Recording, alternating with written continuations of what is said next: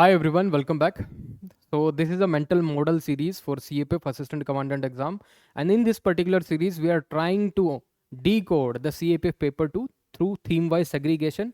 Already we have discussed five important themes starting from the internal security, then we have discussed Indian society, then we did discuss about environment theme, thereafter we discussed the Indian polity, and in today's video we'll try to understand the agriculture theme. What are the question UPSC asked from this agriculture theme? We'll try to decode it. So generally, if you can see from the agriculture theme itself, the question was asked particularly from the year 2014. 2014 से सब कुछ शुरू हो चुका था. So 2014 first question was asked from the agriculture theme in CAPF Assistant Commandant exam by the UPSC. And the question was impact of climate change on agriculture and cropping pattern in India. That was the question. So before that, no particular question in CAPF Assistant Commandant exam come from the agriculture theme. And I think many of us have not even decoded कि agriculture भी कोई theme है जो CAPF के अंदर आ सकती है. But this is a concrete pattern you can see, and these are the very fundamental, the basic problems of our agriculture sector. First problem is the effect of climate change on agriculture. Second is farmer suicide. What all these things are connecting? क्या connect कर रही है ये? अगर आप dots को connect कर पाओ, so these things are automatically directing towards an agriculture की basic fundamental knowledge you need to know. Then only you will be able to solve the problem of farmer suicide. Then only you will be able to solve the problem of impact of climate change on agriculture and cropping pattern in India. Thereafter there was a question that is cleaning and connecting the rivers in India, that was asked in the year 2017. The prime motivation behind this particular question was that there was a particular movement in our country for the cleaning and cleaning drive for the Ganga. So Ganga cleanliness drive was there. That is why the UPSC asked this particular question in 2017. But there was a hidden agenda also. If you can relate the agriculture theme with this particular topic, such as in a way that how connecting and cleaning the river will help in agriculture also. Because if you connect certain rivers, if you interlink certain rivers, how it will help you? कैसे help कर सकता है? Irrigation के अंदर help कर सकता है, no doubt. If there is a better assured irrigation facility, so there would be a more produce in the agriculture. If there is a more produce and there is a more yield, so what will happen? The income of the farmer would be increased. अगर वो increase हो जाएंगी तो क्या होगा? Lifestyle issues no problem, health issues no problem, education of the children of the farmers would increase. There would be a minimum basic income of the farmers that will also increase just because of the assurance of the irrigation facilities in a certain areas. We have witnessed in a certain areas such as in drought prone areas or in those areas where rain is only available seasonal or water is only available seasonal. So वहाँ पे क्या होता है? Migration issues होते हैं. Any area such as Rajasthan, अगर वहाँ पे किसी एरिया के अंदर माइग्रेशन इश्यूज है सपोज, तो उस एरिया के अंदर किस तरह की प्रॉब्लम होगी? First of all socio economic, family would be dysfunctional to some extent. If the male or is the main breadwinner of the family goes to the urban areas just to earn some money and family is only there, तो क्या होता है? families to some extent dysfunctional हो जाती हैं. families issues जो हैं अच्छे से resolve नहीं हो पाते. so this would be an issue if there is a water scarcity in certain areas. Now another question that was asked in the year 2018 was with respect to the farm loan waiver. That is very important. So all these things, topic number 3, topic number 5 and topic number 6, ये किस तरफ point कर रहे हैं? These are the very core fundamental problem of our agriculture system of the India, and these are very important. First is impact of climate change on agriculture. Second is farmer suicide, agriculture का ही problem है. Another is farm waiver is populistic and myopic, strategy change needed. So it is talking about the farm waiver. farm loan waiver होता क्यों है, इसके बारे में. तो basic fundamental knowledge अगर आपको होगी, then only you can tackle this particular question. Another important thing is that is sustainable farming. Nowadays what we are doing is unsustainable way of practising, बोल सकते हो unsustainable way of farming also you can say. Nowadays if you trace the history of our agriculture, so in current time we are using fertilizers at its peak or at the highest. इतना fertilizers, इतने pesticides हमने कभी use नहीं किए. क्यों use करने के इसके पीछे ये क्या कारण है? First of all we required more yield, एक ही खेत से हम बहुत ज़्यादा यील्ड लेना चाहते हैं, प्रोडक्शन बहुत ज़्यादा करना चाहते हैं, so that could be a factor. Commercialisation of agriculture would be the factor. Okay, so this is the certain things happening in the background.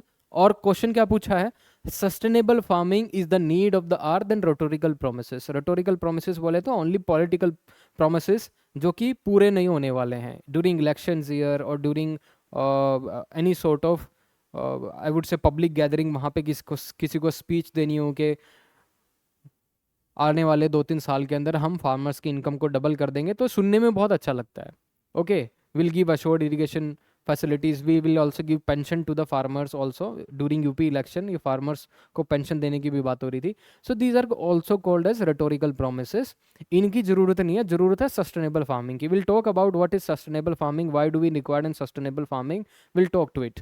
Now another question that was asked in CAPF, that is impact of new agricultural laws on farmers. That particular question was asked in the year 2020. 2020 के अंदर एक question पूछा था, what is the impact of new agriculture laws on farmers.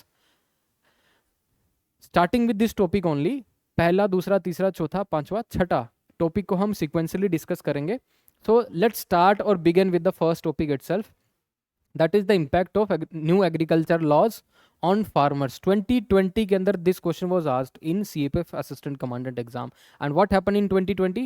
आपको पता है 2020 के अंदर तो ये laws आए ही थे, 2020 के अंदर आए थे. and there was a what, there was a year long protest by the farmers. और 2021 के अंदर these new agriculture laws were repealed by the government, they were taken back by the government. ये भी हुआ था because of the year long protest held by these farmers at the Singhu border, right? तो ये आपको पता होगा. Now you need to understand the impact of new agriculture laws on farmers. What were the 3 farms law, if you can tell? कौन कौन से वो 3 farm law थे? 3 farms law. These were the 3 very important farms law जो कि आपको पता होना चाहिए. One belongs to the contract farming, another belongs to the assured prices, okay, another belongs to the how farmers can sell their production at the APMC mandis outside of the scope of the government. Government से बाहर जाके भी वो बेच सकते हैं. You can directly sell to any private players also irrespective. Government came into the picture. So there are 3 names to this particular farms. So the first important farm law, that is Farmers Produce Trade and Commerce Act 2020. In this Farmer Produce Trade and Commerce Act 2020, we discussed about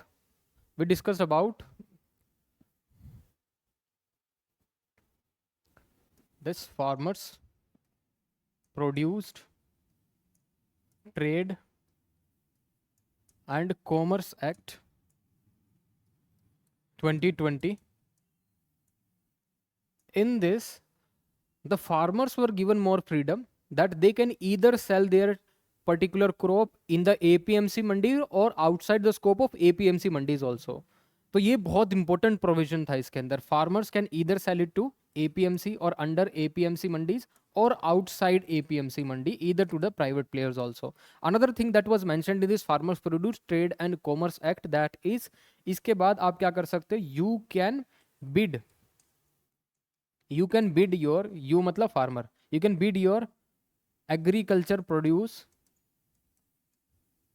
through online platforms also. आप online platform के through भी क्या कर सकते हो इसमें, you can bid also. ठीक है, ये बहुत इंपॉर्टेंट चीज है इसके अंदर, इसको याद रखो. इसके बाद एक और प्रोविजन जो था, इसमें आप इंटर स्टेट ट्रेडिंग भी कर सकते हो. इंटर स्टेट, और even you can do the agricultural trade in the whole country of India. पूरी कंट्री के अंदर अब आपको एक ही परमिट से काम चल जाएगा. तो इधर ई-नैम के अंडर भी आप क्या कर सकते हो, सेल कर सकते हो. आउटसाइड APMC मंडी भी सेल कर सकते हो, APMC मंडी के अंडर भी कर सकते हो, इंटर स्टेट भी कर सकते हो. You do not required much of the permit. ठीक है, तो ये बहुत इंपॉर्टेंट प्रोविजन था farmer produce trade and commerce act. There was also another provision was there in 3 agricultural laws, that was price assurance, farmers commodity price assurance and allied services and farm services, not allied services and farm services. इसके अंदर क्या था? As the name suggests that price assurance, it is with respect to the contract farming. ये contract farming के respect में था. Now पहले क्या होता था? पहले कॉन्ट्रैक्ट फार्मिंग जैसी चीज नहीं थी हमारे यहाँ पे, होती भी थी तो लीगली बैकिंग नहीं थी. But now the government itself is doing this. Government ने ही लीगल बैकिंग इसको दे दी है. If any particular farmer want to get in contract with the multinational companies और एनी कंपनीज और any corporate company, so that पहले ही दोनों कंपनी और फार्मर्स के बीच में कॉन्ट्रैक्ट हो जाए. कॉन्ट्रैक्ट होने से क्या होगा? There would be an assured prices also to the farmers and also to the buyers. Buyers को भी और सेलर को भी दोनों को अश्योर्ड प्राइसेस मिलेगा, इररिस्पेक्टिव फ्यूचर में कितने भी प्राइस राइज हो जाए और कितने ही प्राइसेस डिक्रीज हो जाए, उससे मैटर नहीं करता. तो in under this farmer Commodity Price Assurance and Farm Services Act 2020, there was a provision of the contract farming, and not only the contract farming, there was also certain provisions of that these corporates can also transfer certain technology. ये transfer of technology भी कर सकते हैं if any corporate or any industries knows better how you can cultivate this particular crop. अगर आपको जो लेज बनते हैं पेप्सिको के, ठीक है, या फिर बिंगो वाले कंपनी के, अगर वो लेज पर्टिकुलर बन रहे हैं तो वो लेज भाई उसके अंदर कौन सा आलू लगता है, दैट इज़ वेरी इंपॉर्टेंट. तो उसको कैसे कल्टीवेट किया जा सकता है, क्या यील्ड होती है, क्या फर्टिलाइजर उसमें डलते हैं, बहुत सारी चीज़ें. तो these corporate houses will only train this whom this farmers को ही वो क्या करेंगे? ट्रेन करेंगे. And that is very important thing. तो उससे क्या होगा? Technology transfer would be there. Third important law with respect to three farmers law, that was with respect to Essential Commodity Act.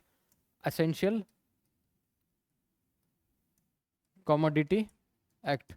अब Essential Commodity Act 2020 के अंदर आया. Under this Essential Commodity Act, farmers cannot hold or even the intermediaries cannot hold beyond a certain stock limit. Suppose पहले क्या होता था? Milk आप एक पर्टिकुलर क्वांटिटी से ज़्यादा होल्ड नहीं कर सकते थे. There are certain essential commodities such as pulses, essential commodities such as grains, essential commodities such as अब अगर आप देखोगे हॉर्टिकल्चर के अंदर भी there are different crops which you can not hold beyond a certain point. लेकिन government ने essential commodity act के अंदर government did away certain provisions of essential commodity acts. उन्होंने बोला कि intermediaries now they can stock, अब वो stock कर सकते हैं फॉर वन पर्टिकुलर प्रोडक्शन लंबे टाइम के लिए. क्या होगा उससे ये बेनिफिट होगा if that particular intermediary holding that particular crop for a longer period of time. In case अगर मार्केट के अंदर प्राइसेस कम है एक पर्टिकुलर पॉइंट ऑफ टाइम पे, बट इन फ्यूचर अगर प्राइसेस मार्केट के अंदर बेहतर मिल रहे हैं तो वो उस पर्टिकुलर प्रोडक्शन को रिलीज कर सकते हैं. That is very good. और वो रिलीज करने के लिए उस टाइम पे उस पर्टिकुलर प्रोडक्शन को होल्ड कहाँ पे रखेंगे? There would be a provision of the construction of the warehouses बनाने की बात हो रही थी.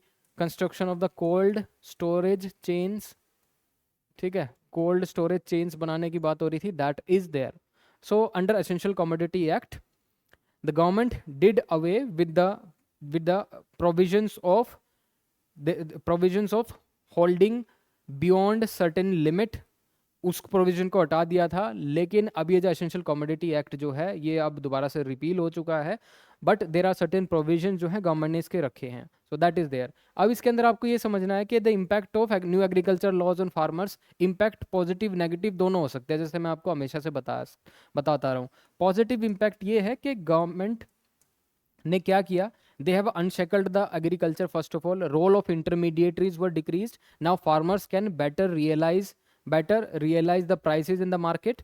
तो मार्केट में बेटर प्राइस रियलाइजेशन हो सकेगा. फार्मर्स जो है अपने क्रॉप को any time anywhere outside of APMC mandis also they can sell. ये हो सकता था, सारी चीजें हो सकती थी. प्लस इसके अंदर नेगेटिव इम्पैक्ट क्या थे? नेगेटिव इम्पैक्ट समझ लीजिए. There was some apprehension, there was some scepticism among the farmers community also. They thought that MSP would be weakened. जो MSP system है, this MSP system would be weakened down. Another thing is they are saying that there would be a privatization of APMC mandis also in future. APMC mandis का भी privatization होने के बात हो रही है. Another apprehensions that were also in the mind of the farmers, that is farmers को ये लग रहा था that there would be biasness in the dispute resolution mechanism. Suppose in contract farming, there is a big firm also and there is a small farmers. तो big firm और small farmers के बीच में legal battle होगी, तो you know कौन सा जीतेगा.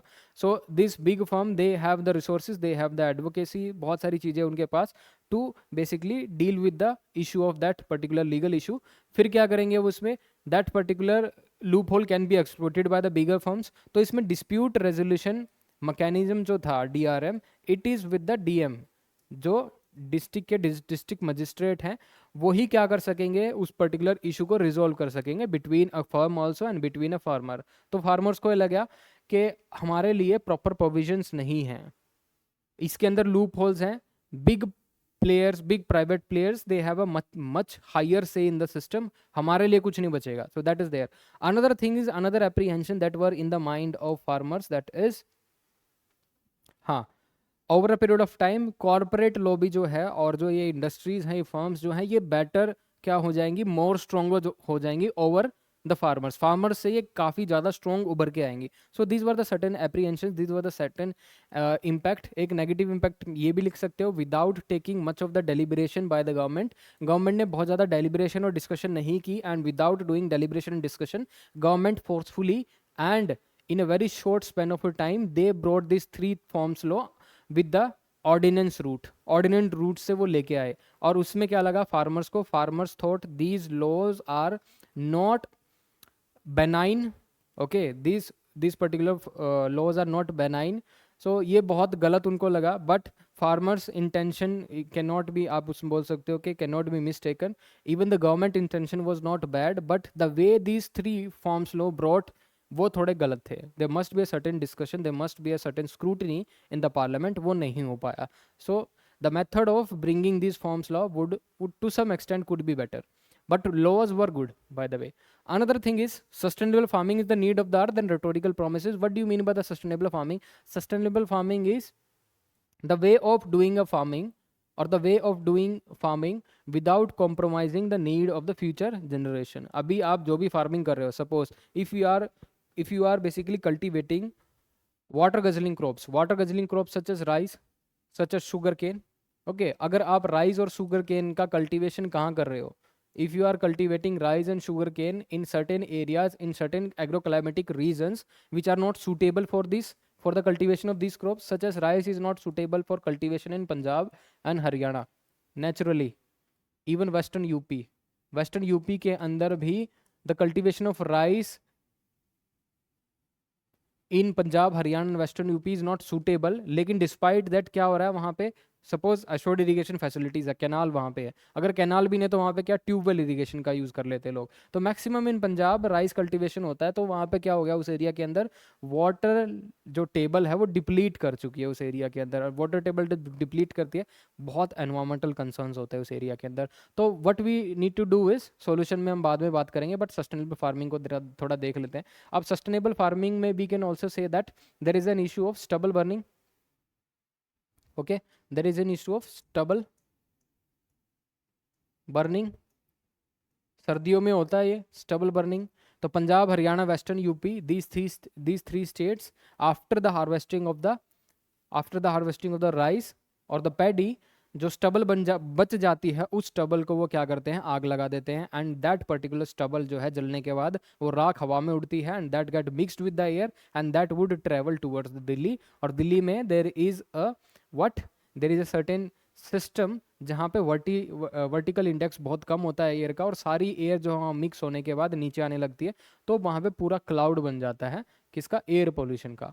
तो another thing is stubble burning. Another thing is, जैसे पहले मैंने बताया, water guzzling crop in against an agroclimatic Jones, जहाँ पे जिस एग्रोक्लाइमेटिक जोन्स के अंडर जो क्रॉप करी जानी चाहिए थी वो नहीं हो रही है, फोर्सफुली वो चीज़ें हो रही हैं for the in the names of और while exploiting the ground water का एक्सट्रैक्शन करके. Another thing is stubble burning. Another thing क्या हो सकती है अनसस्टेनेबल फार्मिंग प्रैक्टिसेस के अंदर, that is an method of flood irrigation. Flood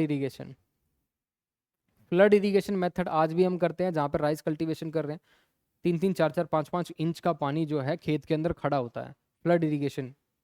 लेकिन इस फ्लड इरिगेशन को रिप्लेस करने के लिए देर is a one particular method जो हमने इंडोनेशिया से लिया है, डायरेक्ट सीडेड राइस ऐसे करके है एक, DRC करके, डायरेक्ट सीडेड राइस, DRC। तो DRC एक मैकेनिज्म है जिसमें हम क्या करते हैं, डायरेक्ट सीड को ही वहाँ पे प्लांट कर देते हैं, हमें पहले प्योद नहीं बनानी पड़ती, प्योद बना के फिर हमें ट्रांसप्लांट नहीं करना पड़ता, हम डायरेक्टली क्या करेंगे, पूरे खेत के अंदर हम डायरेक्ट सीडेड कर सकते हैं, सीड वहाँ पे लगा सकते हैं और फिर क्या कर सकते हैं, with the help of some small micro irrigation technologies हम वहाँ पे राइस कल्टिवेट कर सकते हैं। So that is there. और क्या है unsustainable farming, unsustainable farming method के और क्या तरीके हैं, जैसे हम अभी भी अनकन्वेंशनल तरीके से खेती करते हैं। Today also we are more focusing on cereals. Today also we are focusing on conventional way of doing farming. We are not focusing on horticulture. We are not focusing on allied activities of the agriculture, such as horticulture, such as fisheries, such as animal husbandry, such as और new age technologies का use करके organic farming की तरफ जाके, because organic farming is now days fetching more price in the market. Market के अंदर organic farming को बहुत ज़्यादा प्राइस मिल रहा है। वो अलग बात है, कोई भी फर्टिलाइजर्स से पैदा हुई क्रॉप को उसके ऊपर सिर्फ ऑर्गेनिक फार्मिंग का टैग लगाने के बाद लोगों को बेचा जा रहा है, चिपकाया जा रहा है इन दिल्ली। नाउ सस्टेनेबल फार्मिंग के और क्या क्या चीज़ें हैं सस्टेनेबल फार्मिंग, नाउ बता सकते हैं उसके अंदर। तो सस्टेनेबल फार्मिंग में अगर आप देखो,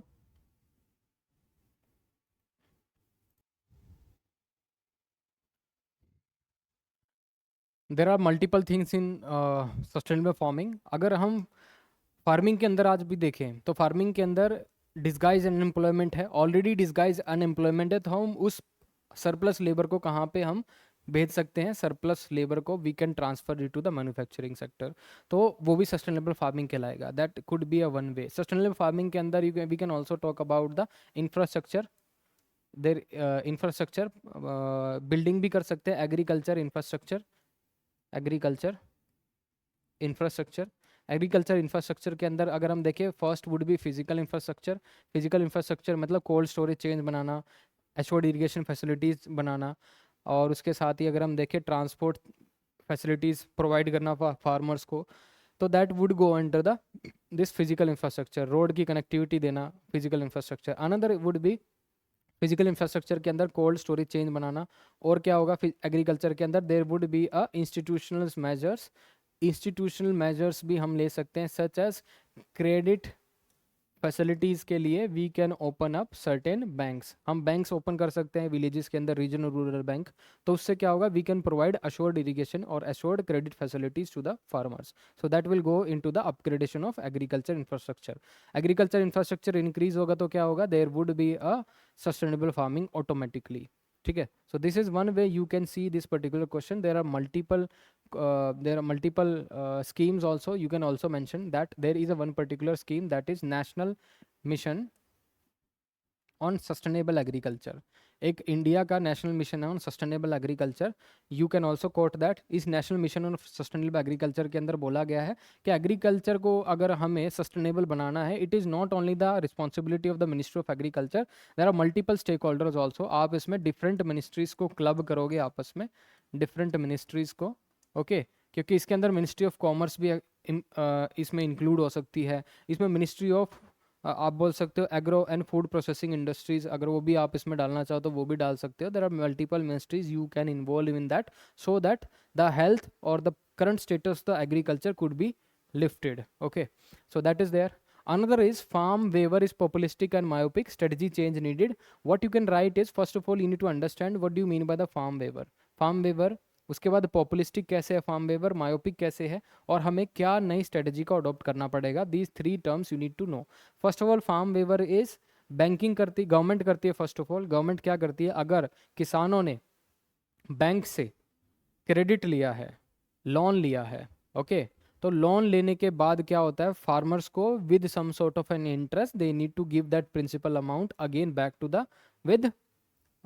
द बैंक्स को वापस देना। Suppose there is some eventualities, there is a agriculture failure due to delay in monsoon, तो क्या हो गया, can these farmers pay back, क्या वो फार्मर पैसा वापस दे सकेंगे? नहीं दे सकेंगे. And that is a good thing also. Government need to come forward to basically help the farmers in a difficult time. But if this farm loan waiver happening just for the sake of populistic measures, okay, just for the sake of populistic measures, just for vote bank politics, अगर elections पास में है और government क्या कर दे, farm loan को waive कर दे, तो how it will effect the credit और fiscal system of the country.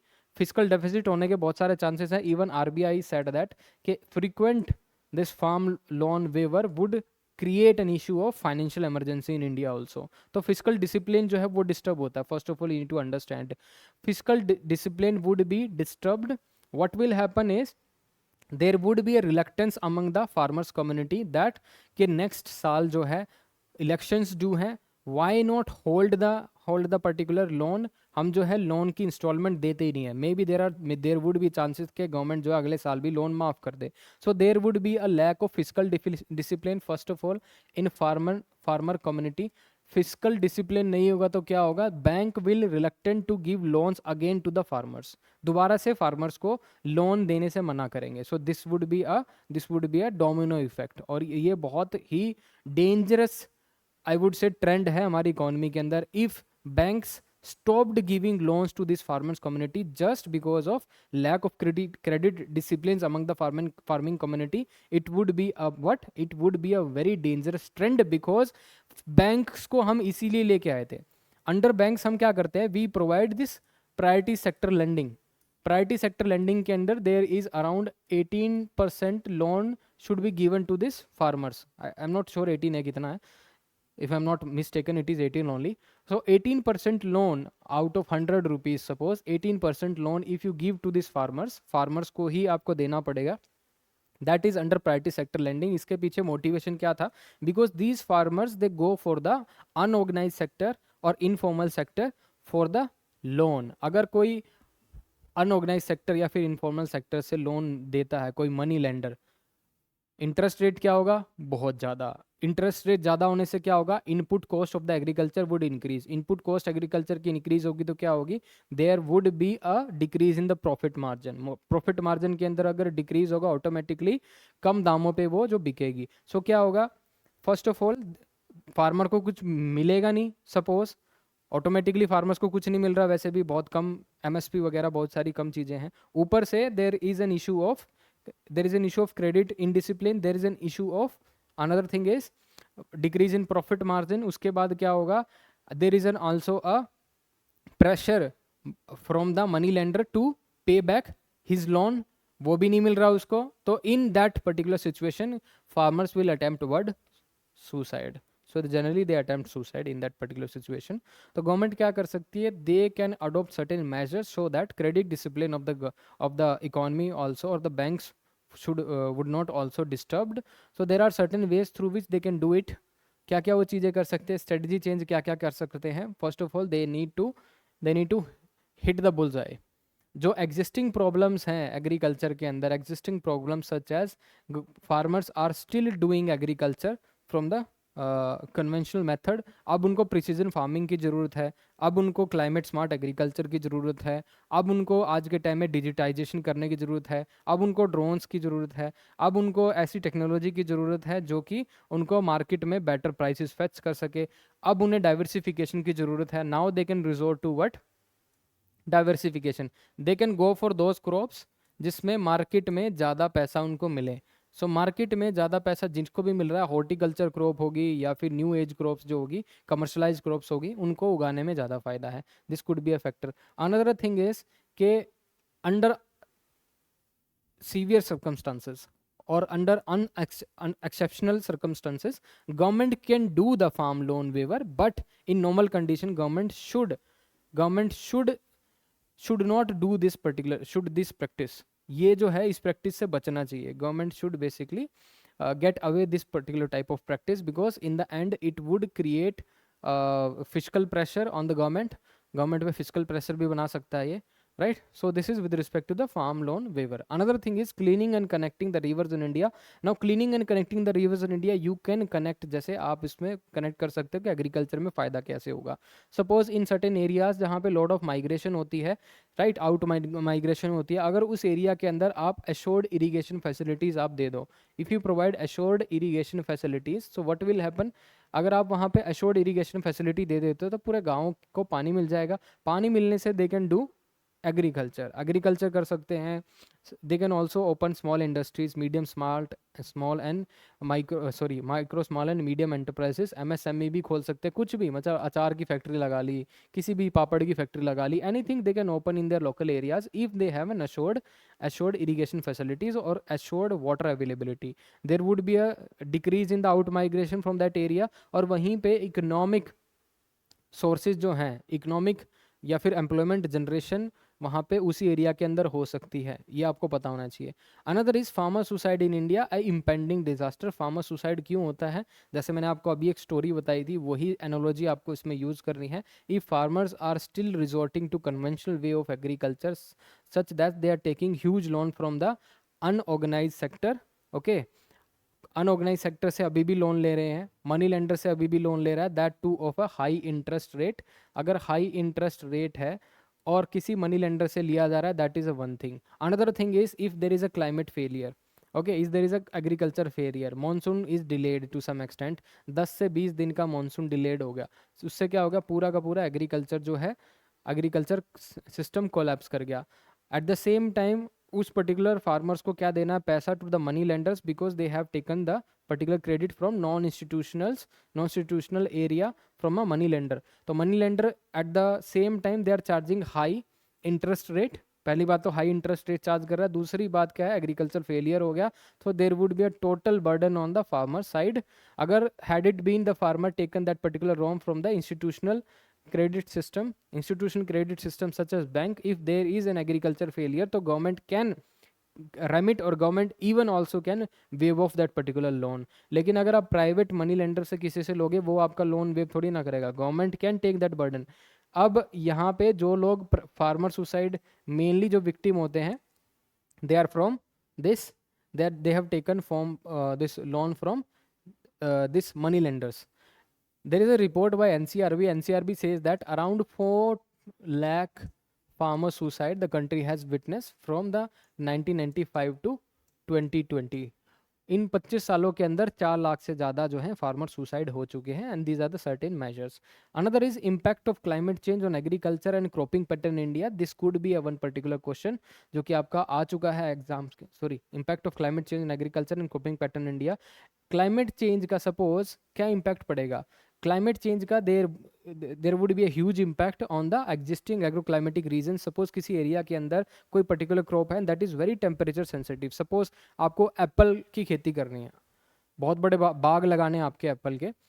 This particular crop is really sensitive to any deviation in temperature.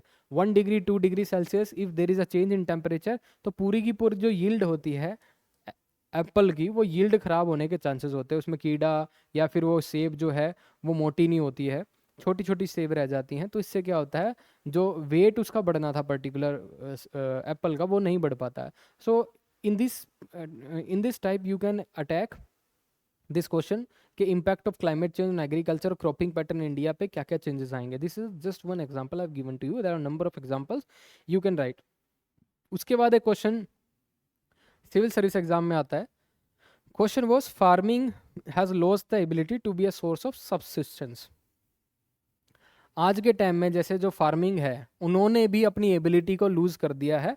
That is a source of subsistence. पहले जो है farming पहले source होता था सबसिस्टेंस का ही, मतलब आपने खुद उगाई खुद खाई, अपने परिवार के लिए आपने खेती की, उससे जो भी प्रोडक्शन हुई आपने खुद कंज्यूम कर ली. That is called the subsistence way of farming. But अब ये एग्जामिनर बोल रहा है that question was asked in 2017 in civil service essay paper. Question was farming has lost the ability to be source of subsistence. आज के time में profit तो भूल जाओ, फार्मिंग आज के टाइम में जो है सबसिस्टेंस भी नहीं कर पा रहा है. अगर कोई फैमिली इसके अंदर एंगेज हो रही है, उसका खुद का काम नहीं चल पा रहा है, उसको भी क्या फार्मिंग के साथ साथ और भी काम करने पड़े हैं so that they can maintain their living standard, so that they would not fall under the below poverty line. तो subsistence का भी source farming जो है खत्म होता जा रहा है. Another is food security for sustainable national development. Sustainable national development के लिए there are multiple features. अगर किसी भी देश की sustainable development होनी है तो हमें क्या करना पड़ेगा, such as there must be a sustainable development के अंदर equal growth होनी चाहिए, there must be an equal growth, ठीक है, ग्रोथ के अंदर इक्वालिटी होनी चाहिए, रीजनल डिस्पैरिटी नहीं होनी चाहिए. So these are the certain features of sustainable national development. And how food security will help in sustainable national development, because food security से क्या होता है, हंगर रिलेटेड डेथ कम होती है. फूड सिक्योरिटी से क्या होता है, हेल्थ रिलेटेड डिजीज जो है वो भी कम होगी, such as malnutrition, all this stunting and all. तो माल न्यूट्रिशन होने से एक बच्चा जो है that could be an asset for the nation, would become a liability for the nation, that is there. तो food security for a sustainable national development is really important. Food security होनी चाहिए, उसके बारे में आप बहुत सारी चीज़ें लिख सकते हो. So this is all with respect to the agriculture theme. I could have explained it better. मैं इसको बहुत अच्छे से एक्सप्लेन कर सकता था, because due to some I would say due to some time crunch और बहुत सारे फैक्टर्स हैं. I can tell you it here. So I could not explain it to greater extent, but इतना मैंने आपको ओवरव्यू दे दिया. इट इज़ बेटर कि आप इसके नाम भी याद कर लोगे इन पर्टिकुलर क्वेश्चंस के. You would be on the right track before reading any particular type of newspaper. अगर आप न्यूज़पेपर पढ़ते हो, करंट अफेयर पढ़ते हो, मैगजीन पढ़ने का आप लोगों को काफ़ी शौक होता है, तो आप जब मैगजीन पढ़ोगे टॉपिक्स को अपने दिमाग में रख के ही पढ़ना. then only you will get out or extract something from the magazine than newspaper, otherwise you will not able to. एक important program you can join is that is paper 2 newspaper reading program. daily current affairs इसमें upload होते हैं. I will leave the link in the description box. वहाँ से आप इसको join कर सकते हैं. that is the most important part जो कि आपको follow करना चाहिए. so this is all with respect to the theme agriculture. Another theme which I try to bring tomorrow, that is an abstract topic themes. CAPF exam में कौन से abstract topic, जिसको आप कई बार बोलते हो फिलोसफिकल एसेस, वहाँ से कौन से क्वेश्चन पूछे जाते हैं, I will discuss it tomorrow. Thank you. कोई डाउट हो तो पूछ लेना.